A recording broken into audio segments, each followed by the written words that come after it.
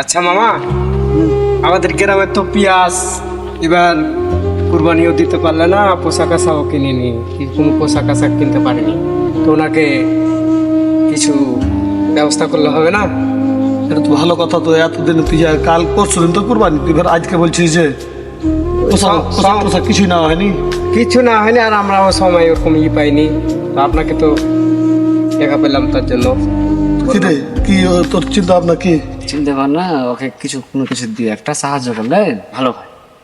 বলতে পারছি না, ধরে আপনিও কাজ কামে ব্যস্ত, রাজশাহী থেকে কিছুদিন হলে আইলেন, কি বলা হয়নি। তো খুবই ওরা করি, কিনতে পারছি না, কিছু করতে পারছি না, কুরবানিকে দিতে পেরেছি না তাও জানি না এখনো। বিষয়টা হয়েছে, চলো আর খোঁজ খবর একটা নিয়ে আসি। যেতে হবে। এখন এরকম এই কাজগুলো বলার জন্য, বিশেষ করে তোমরা যে চিন্তা ভাবনা করেছো এর জন্য খুব ভালো লাগলো।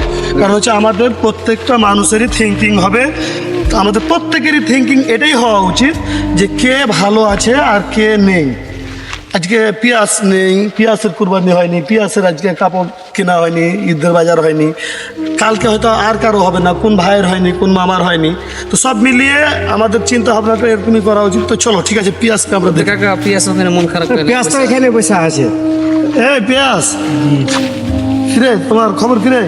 একবার বলেন না, হ্যাঁ, আর কিছু বলেন না, আমার মন খারাপ ভাই। কেন কি হয়েছে? আব্বা ওই কুরবানি দিতে পারলাম না, পোশাক ধরে ঈদের আব্বা কিনে দিল না। কেন কুরবানি কিনে নেই? না, কুরবানি কিনে নি, সময় তো আরও একদিন আছে, 2 দিন আছে ধরো। কুরবানি ওইটা দেখা যাচ্ছে সবাই মিলে আমরা যখন এক জায়গাতে আছি, নাকি রাজু? নাকি? হ্যাঁ মামা, এটা সমস্যা নাই। বললাম তোর কথাটা বুঝতে পারি পেঁয়াজ। জি ভাই। ওই যে কুদ্দুস কাকাকে বললাম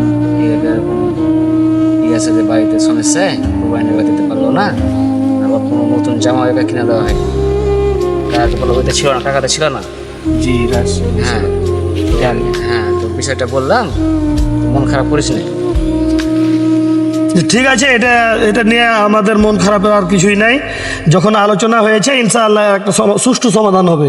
হ্যাঁ, তো উঠো, আমরা এখান থেকে উঠি, তোমার কুরবানি হবে। হ্যাঁ, কুরবানি হবে, আর তোমার ঈদের যে নতুন জামা, ইনশাআল্লাহ তোমার নতুন জামাও হবে।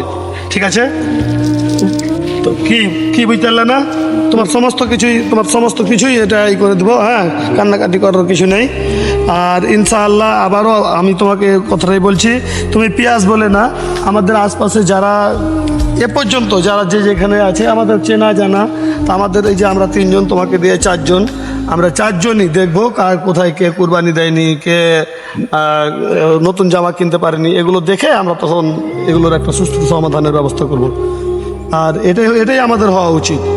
ঠিক আছে না? এখন মন ভালো লাগছে? তো তোমার কেমন লাগছে? যদি কুরবানি যদি বলতে হয়ে গেছে, এখন কেমন লাগছে? ভালো লাগছে। ভালো লাগছে। আর কালকে চলো, কালকে বাজারে যে তখনকে ই করে নেবো, আজকে তো মার্কেট করার অতটা সময়ও নাই, কালকে মার্কেট করে নিতে হবে। ঠিক আছে, তো ঠিক আছে, চলো হাঁটো।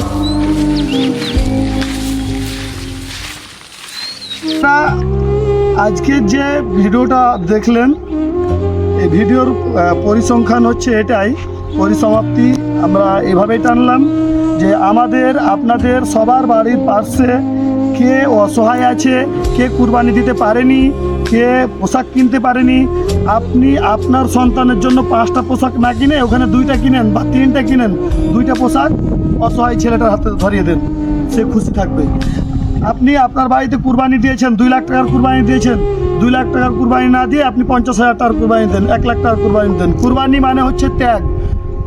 আমরা তো ত্যাগ করেই দিচ্ছি, তাহলে ত্যাগ করে আমি আমার বড় কুরবানিটা না দিয়ে, মানুষ দেখানো কুরবানিটা না করে আমরা কি করি, কে অসহায় কুরবানি দিতে পারছে না তার পাশে গিয়ে আমরা সবাই দাঁড়াই, সবাইকে ভালো রাখি। ঈদ মানে আনন্দ, ঈদ মানে মানুষকে অসহায়ের পাশে দাঁড়ানো, ঈদ মানে মানুষকে খুশি রাখা, ঈদ মানে নিজে খুশি থাকা, ঈদ মানে দূরের বন্ধুবান্ধব আত্মীয় স্বজন কাছে নিয়ে আসা।